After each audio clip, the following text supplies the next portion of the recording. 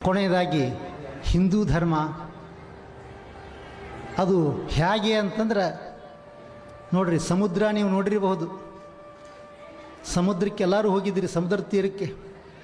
ಸಮುದ್ರ ತೀರಕ್ಕೆ ಹೋದಾಗ ತೆರೆಗಳು ಬರ್ತಾ ಇರ್ತಾವೆ, ಹಿಂಗೆ ಬಂದು ಹಿಂದಕ್ಕೆ ಹೋಗುತ್ತೆ. ಮೊದಲು ತೆರೆಗಳು ಹಿಂದೆ ಸರಿದು ಮುಂದಕ್ಕೆ ಬರ್ತದೆ. ಧಡಲ್ ಅಂತಂದು ಎಷ್ಟು ವ್ಯಾಪಿಸ್ತದೆ ಅಂತಂದ್ರೆ ಸಮುದ್ರ ದಂಡಿಯಲ್ಲೆಲ್ಲ ವ್ಯಾಪಿಸಿ ಬರ್ತದೆ. ಆ ಥರ ಹಿಂದೂ ಧರ್ಮ ಇವತ್ತು ಜಗತ್ತಿನಲ್ಲಿ ಬೆಳಗ್ತಾ ಇದೆ ಅನ್ನುವಂಥದ್ದು ನಿತ್ಯ ಸತ್ಯ ಅನ್ನುವಂಥದ್ದು.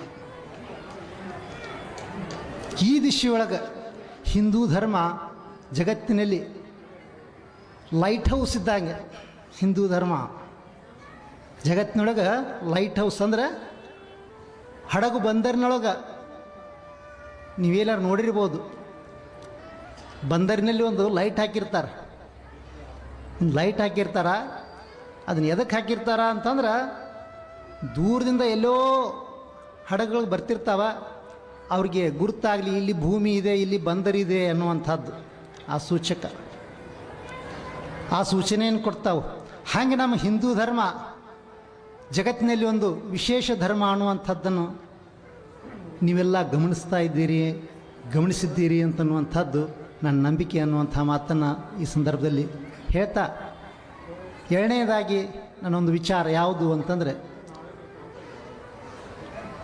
ಸ್ವಾಮಿ ವಿವೇಕಾನಂದರು ಚಿಕಾಗೋ ವಿಶ್ವ ಧರ್ಮ ಸಮ್ಮೇಳನಕ್ಕೆ ಹೋಗ್ತಾರೆ. ಅಲ್ಲಿ ಉಪನ್ಯಾಸ ನೀಡ್ತಾರೆ. ಯಾವುದರ ಕುರಿತಾಗಿ ಅಂತಂದ್ರೆ ಧರ್ಮದ ಕುರಿತಾಗಿ, ಭಾರತೀಯ ಧರ್ಮ ನಂಬಿಕೆಗಳಿಗೆ ಕುರಿತಾಗಿ, ಆಚರಣೆಗಳ ಕುರಿತಾಗಿ ತಮ್ಮ ವಿಚಾರಧಾರೆಗಳನ್ನು ವ್ಯಕ್ತಪಡಿಸ್ತಾ ಅದನ್ನು ಸಮಾಪ್ತಿನೂ ಮಾಡ್ತಾರೆ. ಆವಾಗ ಮುಂದೆ ಕುಂದಂಥ ಎಲ್ಲ ಏನು ಕೇಳುಗರಿದ್ದರು ಅವರೆಲ್ಲ ಹಿಂದೂ ಧರ್ಮದ ಪ್ರವಾಚಕರಾಗಿ, ಹಿಂದೂ ಧರ್ಮದ ಒಂದು ಏನು ಆಚರಣೆಯನ್ನು ಮಾಡುವಂಥವರಾಗಿದ್ದರು ಅನ್ನುವಂಥದ್ದು ಒಂದು ಸತ್ಯ. ಅಂದರೆ ಅವ್ರು ಮಾಡ್ತಕ್ಕಂಥ ಪ್ರವಚನ ಮಾಡ್ತಕ್ಕಂಥ ರೀತಿ, ಹಿಂದೂ ಧರ್ಮದ ಬಗ್ಗೆ ಮಾಡ್ತಕ್ಕಂಥ ಒಂದು ರೀತಿ ಆ ಥರ ಇತ್ತು. ಅಂದ್ರೆ ಎಲ್ಲರೂ ಹಿಂದೂಗಳಾಗಿದ್ದರು ಅಂತಲ್ಲಿ. ಅಂದರೆ ಅಲ್ಲಿ ಕೂತವರೆಲ್ಲರೂ ಪಾಶ್ಚಿಮಾತ್ಯರು. ಚಿಕಾಗೋ ಅಂತಂದರೆ ಅಮೇರಿಕಾ, ಅಲ್ಲಿ ಇರ್ತಕ್ಕಂಥದ್ದು ಎಲ್ಲರೂ ವಿದೇಶದವರೇ ಇದ್ದರು. ಬರೀ ಕೇವಲ ವಿಜ್ಞಾನಿಗಳು, ತತ್ವಜ್ಞಾನಿಗಳು, ಕಲಾಕಾರರು, ಸಂಗೀತಗಾರರು, ಉದ್ಯಮಿಗಳು ಇವರೇ ಅಷ್ಟೇ ಇದ್ದಿದ್ದಿಲ್ಲ, ಎಲ್ಲ ಜನರು ಇದ್ದರಲ್ಲಿ. ಅವರೆಲ್ಲರೂ ಹಿಂದೂಗಳಾಗಿದ್ದರು ಅನ್ನುವಂಥದ್ದು ಭಾಳ ಸಂತೋಷ ಪಡುವಂಥದ್ದು.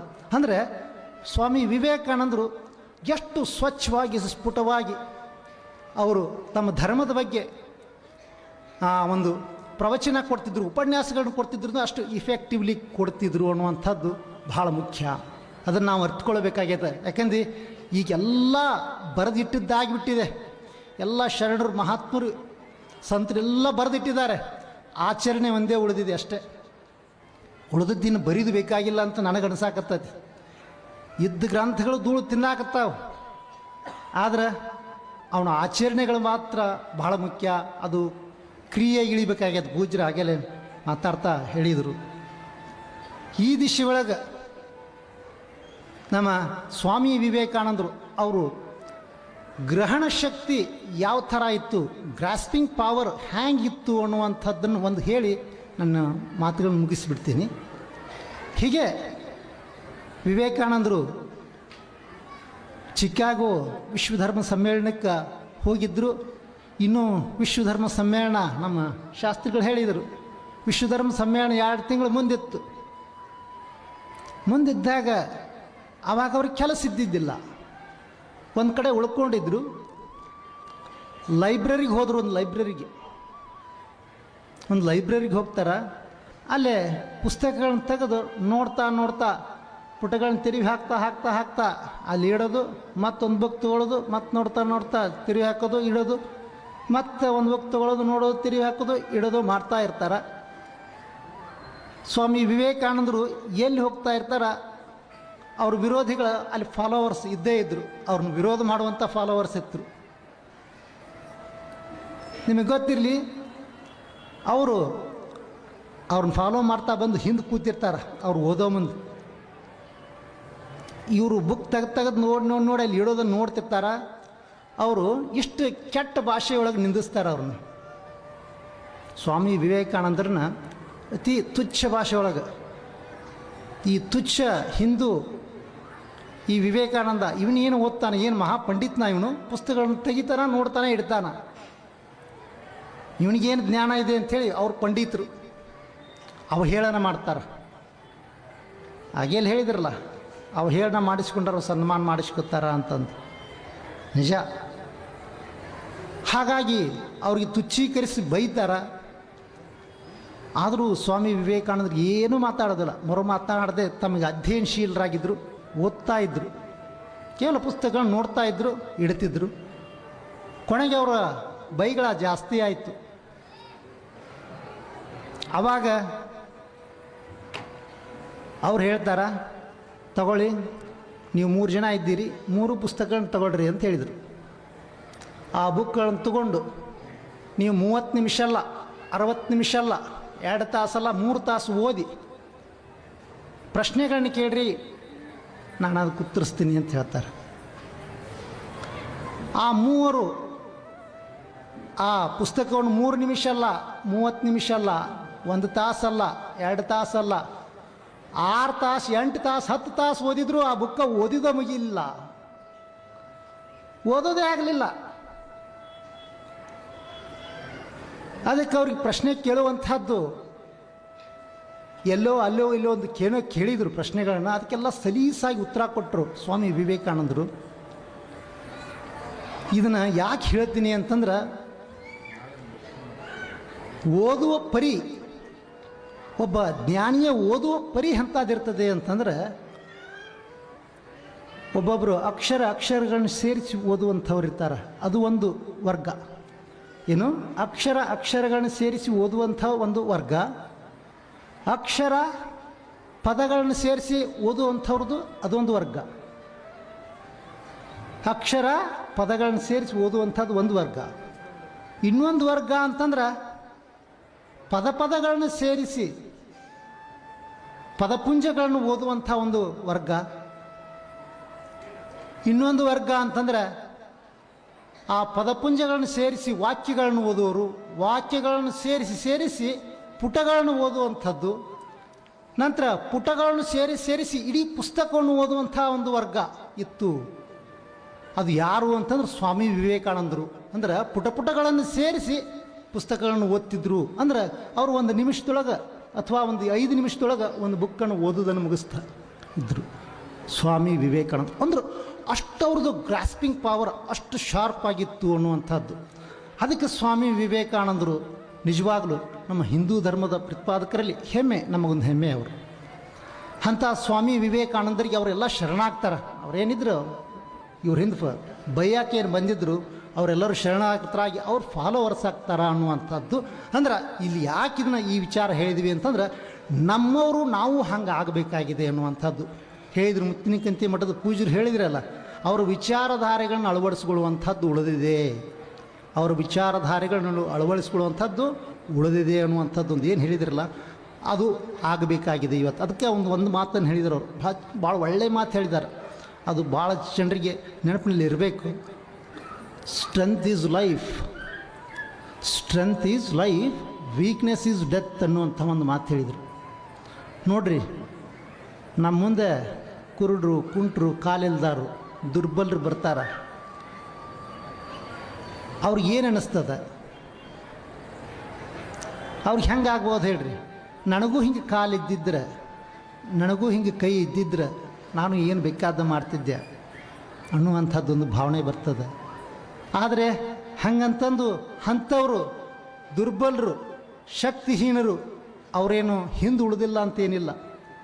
ಎಷ್ಟೋ ಜನ ಪರ್ವತಾರೋಹಿಗಳಾಗಿ ಕೂಡ ಆಗಿದ್ದಾರೆ, ನಿಮಗೆ ನೆನಪಿರಲಿ. ಅದಕ್ಕೆ ನಮಗೇನೂ ಆಗಿಲ್ಲ, ನಮಗೂ ಶಕ್ತಿ ಇದೆ. ಅದಕ್ಕೆ ಸ್ಟ್ರೆಂತ್ ಅನ್ನುವಂಥದ್ದು ನಮಗೆ ದೇವರು ಕೊಟ್ಟಿದ್ದಾನೆ. ಏನೋ ಇದೊಂದು ಜನ್ಮದೊಳಗೆ ಆ ದೇವರು ಕೊಟ್ಟಿದ್ದಾನೆ, ಅದನ್ನು ಬಳಸಿಕೊಂಡು ಸಮಾಜ ಸೇವೆ ಆಗಬೇಕಾಗಿದೆ, ರಾಷ್ಟ್ರ ಸೇವೆ ಆಗಬೇಕಾಗಿದೆ, ನಾಡಿನ ಸೇವೆ ಆಗಬೇಕಾಗಿದೆ, ಪೂಜ್ಯರ ಸೇವೆ ಆಗಬೇಕಾಗಿದೆ.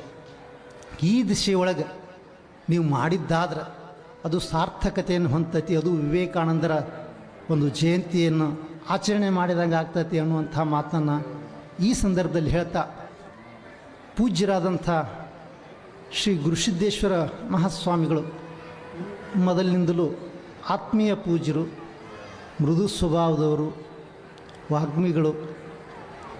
ನನಗೆ ಈಗೊಂದು 10-14 ವರ್ಷದಿಂದನೂ ಅವರ ಸಾಮೀಪ್ಯ ಅವರ ಸಾಮೀಪ್ಯ ಇತ್ತು. ಅವರು ಧಾರವಾಡದಲ್ಲಿ ಅಧ್ಯಯನಶೀಲರಾಗಿದ್ದಾಗ ನಮಗೆ ಪರಿಚಯ. ಅಂಥ ಪೂಜ್ಯರು. ಅವರು ನನ್ನನ್ನು ಕರೆಯಿಸಿ ಈ ಕಾರ್ಯಕ್ರಮಕ್ಕೆ, ಪ್ರತಿ ವರ್ಷವೂ ಕಾರ್ಯಕ್ರಮಕ್ಕೂ ನನ್ನನ್ನು ಕರೆಯಿಸಿ 2 ವಿಚಾರಧಾರೆಗಳನ್ನು ಹಂಚ್ಕೊಳ್ಳಿಕ್ಕೆ ಹೇಳ್ತಾರೆ, ಪ್ರೀತಿ ತೋರಿಸ್ತಾರೆ. ಅಷ್ಟೇ ಅಲ್ಲದೆ ಅವರ ಒಂದು ವಿಚಾರ ಏನು ಅಂತಂದ್ರೆ ಭಾಳ ಮೃದು ಸ್ವಭಾವ. ಇನ್ನು ನೋಡ್ಬೇಕು, ಸ್ವಭಾವ ಗುರುತಿಸ್ಬೇಕಂದ್ರೆ ಊಟ ಮಾಡ್ಬೇಕಂತ ಅವ್ರು ಕೂಡ ಬರದಾರ ಪೂಜ್ಯರು.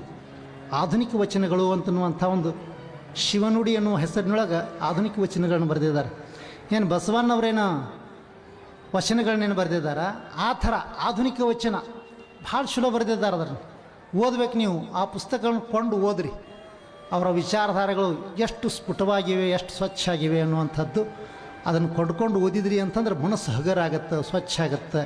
ಅದಕ್ಕೆ ಇವತ್ತು ನಾವು ಎಲ್ಲ ಕಟ್ಟೋದು ಮುಗ್ದೈತಿ. ಮನಸ್ಸು ಕಟ್ಟು ಕೆಲಸ ಮಾಡಾಕತ್ತಾರ ನಿಮ್ಮ ಪೂಜ್ಯರು. ಏನು ಮಾಡಾಕತ್ತಾರ? ಮಠ ಕಟ್ಟೋದ್ರ ಜೊತೆಗೆ ಮನಸ್ಸು ಕಟ್ಟು ಕೆಲಸ ಮಾಡಾಕತ್ತಾರ.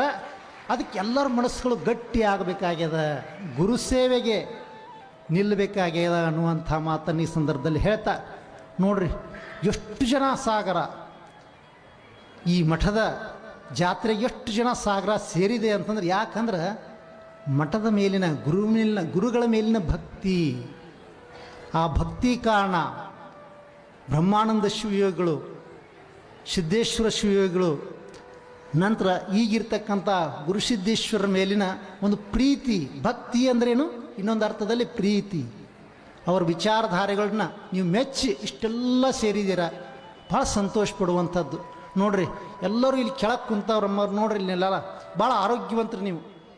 ನೀವೇನು ಕೆಳಗೆ ಕುಂತೀರಲ್ಲ, ಬೆಸ್ಟ್, ಒಳ್ಳೆಯ ಆರೋಗ್ಯ ಇದೆ ನಿಮಗೆ. ನೋಡ್ರಿ, ಹಿಂಗೆ ಚಪ್ಪಾಳೆ ಹಾಕ್ಕೊಂಡು ಕುಂತ್ರಿ ಅಂತಂದ್ರೆ ಯಾವ ರೋಗನೂ ಬರೋದೇ ಇಲ್ಲ. ಅದೊಂದು ಆಸನ. ನೀವೇ ನಿಜವಾದ ಭಕ್ತರು. ಮತ್ತು ಯಾರು ಎದ್ದು ಬಂದಿಗಿಂದಾರ ನಾವ್ಯಾರ್ರಿ ಅಂತಂದು ಮತ್ತೆ ಈಚೆ ಕಡೆ ಕೂತಾರೆಲ್ಲ ಚೇರ್ ಮೇಲೆ ಕೂತವ್ರು. ಏಲ್ಲ, ಪೂಜ್ಯರು ನಿಮ್ಮ ಮನೋಗತವನ್ನು ಅರಿತಾರ. ಪೂಜ್ಯರು ನಿಮ್ಮ ಮನೋಗತ ಅರಿತಾರ. ಅವರು ಅಂದ್ರೆ ನಿಮ್ಗೆ ಯಾವುದೋ ಇದ್ದವ್ರಿದ್ರೆ ಆ ಕಡೆ ಕೂಡ್ರಿ, ಈ ಕಡೆ ಕೂಡ್ರಿ ಅಂತೇಳಿ ಚೇರ್ ಹಾಕಿದ್ದಾರೆ ಅಷ್ಟೇ. ಆದ್ರೆ ನಿಮ್ಮ ಆಯುಷ್ಯ ಮಾತ್ರ ಭಾಳ ಜಾಸ್ತಿ ಇದೆ ನಿಮ್ಮದು, ಕೆಳಗೆ ಕೂತಾರೋದೆಲ್ಲ. ಇದು ನಾ ಹೇಳೋ ಮಾತಲ್ಲ, ಇದು ಯೋಗ ಸಾಧಕರು ಹೇಳುವಂಥದ್ದು. ಅದಕ್ಕೆ ನಾವು ಎಲ್ಲ ಬಿಟ್ಟುಬಿಟ್ಟೇವೆ. ಈಗ ನಾವೆಲ್ಲ ನಮ್ಮ ಊಟದ ಒಂದು ಪರಿ ಚೇಂಜ್ ಆಗಿದೆ, ಕೂಡುದು ಸ್ಟೈಲ್ ಚೇಂಜ್ ಆಗಿದೆ, ಮಾತಿನ ಪರಿ ಚೇಂಜ್ ಆಗಿದೆ, ಎಲ್ಲ ಬದಲಾವಣೆಗಳಾಗಿಬಿಟ್ಟಿದೆ. ಅದಕ್ಕೆ ನಾ ಹೇಳಿದ್ದು ಒಂದು ಮಾತು ಹೇಳಿದ್ದು ಏನು ಅಂತಂತಂದ್ರೆ, strength is life, weakness is death ಅನ್ನುವಂಥದ್ದು. ಶಕ್ತಿಯೇ ಜೀವನ, ನಿಶಕ್ತಿಯೇ ಮರಣ. ನಾವು ನಿಶಕ್ತರಾಗಿ ನಮ್ಮ ಕೈಲಿಂದ ಏನೂ ಆಗೋದಿಲ್ಲ ಅಂತಂದ್ರೆ ಏನೂ ಆಗೋದೇ ಇಲ್ಲ.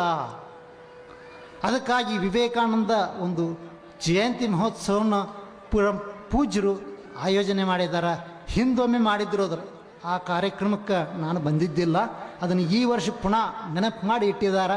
ಅದಕ್ಕೆ ಯುವಕರಾದಂಥವ್ರು, ಯುವಕರಂದ್ರೆ ಇವತ್ತು ನಾ ಅಂತೀನಿ 80 ವರ್ಷದವ್ರಿಗೆ ಯುವಕರೇ ಅಂತೀನಿ, 100 ವರ್ಷದವ್ರಿಗೆ ಯುವಕರೇ ಅಂತೇನೆ ನಾವು.